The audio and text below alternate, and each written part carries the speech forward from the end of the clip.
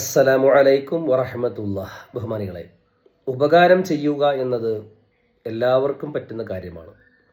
പക്ഷെ യഥാർത്ഥ ഒരു ഉപകാരിയായി മാറുക എന്നത് എല്ലാവർക്കും കഴിയുന്നതല്ല. എന്താ പറഞ്ഞത്? ഉപകാരം ചെയ്യുന്നവരൊക്കെ ഉപകാരികളല്ലേ? അല്ല.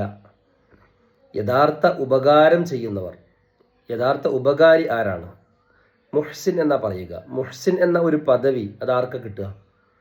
മഹാനായ ഈസാ നബി അലൈഹി ഇസ്ലാമിന്റെ പ്രസിദ്ധമായ ഒരു ഉപദേശമാണ്, ലൈസൽ ഇഹ്സാൻ, ഉപകാരമല്ല, അൻ തുഹ്സിന ഇലാ മൻ അഹ്സന ഇലൈക, നിനക്ക് ഉപകാരം ചെയ്യുന്നവർക്കൊക്കെ നീ ഉപകാരം ചെയ്തു കൊടുക്കുക എന്നത് ഉപകാരമല്ല, അതിന് പകരത്തിന് പകരം എന്നാ പറയുക.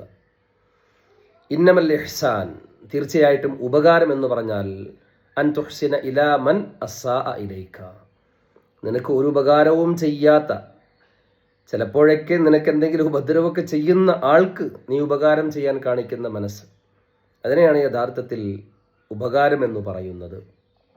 അങ്ങനെ ചെയ്യുമ്പോഴാണ് നീ യഥാർത്ഥ ഉപകാരിയായിട്ട് മാറുന്നത്. ബഹുമാനികളെ, നാം ആർക്കെങ്കിലും ഉപകാരം ചെയ്യുന്നുണ്ട് എങ്കിൽ അവരിൽ നിന്നും നമുക്ക് എന്താണ് എന്ന് നോക്കിയിട്ടാണ് നാം പലപ്പോഴും ഉപകാരം ചെയ്യുക, അല്ലേ?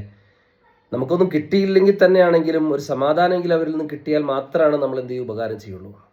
പക്ഷേ റഹ്മാനായ അള്ളാഹു, റഹ്മാൻ, ആ വിശേഷണം അറിയില്ലേ?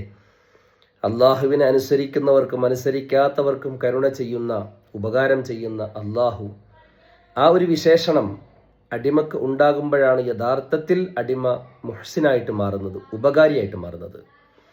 തനിക്ക് ഉപകാരമുള്ള അല്ലെങ്കിൽ തനിക്ക് അനുകൂലമായിട്ടുള്ള ആളുകൾക്ക് മാത്രം ഉപകാരം ചെയ്യുക എന്നത് യഥാർത്ഥ ഉപകാരിയുടെ അടയാളമല്ല, മനുഷ്യത്വത്തിന് തന്നെ അത് യോജിക്കുന്നതും അല്ല.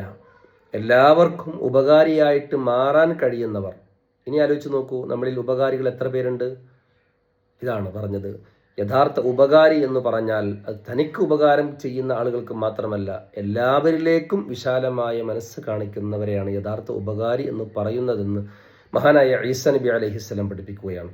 അല്ലാഹു സുബ്ഹാനഹു വ തആല യഥാർത്ഥ മുഹ്സിനീങ്ങളിൽ നമ്മെ ഏവരെയും ഉൾപ്പെടുത്തി അനുഗ്രഹിക്കുമാറാകട്ടെ. നമ്മുടെ അമലുകൾ അള്ളാഹു സ്വീകരിക്കുമാറാകട്ടെ. നമ്മുടെ ആഖിബത്ത് അള്ളാഹു നന്നാക്കി തരുമാറാകട്ടെ. നമ്മിൽ നിന്നും മൺമറഞ്ഞവർക്ക് അള്ളാഹു മഗ്ഫിറത്തും റഹ്മത്തും നൽകുമാറാകട്ടെ. വആഖിറു ദഅവതി അനിൽ ഹംദുലില്ലാഹി റബ്ബിൽ ആലമീൻ. അസ്സലാമു അലൈക്കും വറഹ്മത്തുള്ളാഹി വബറകാതുഹു.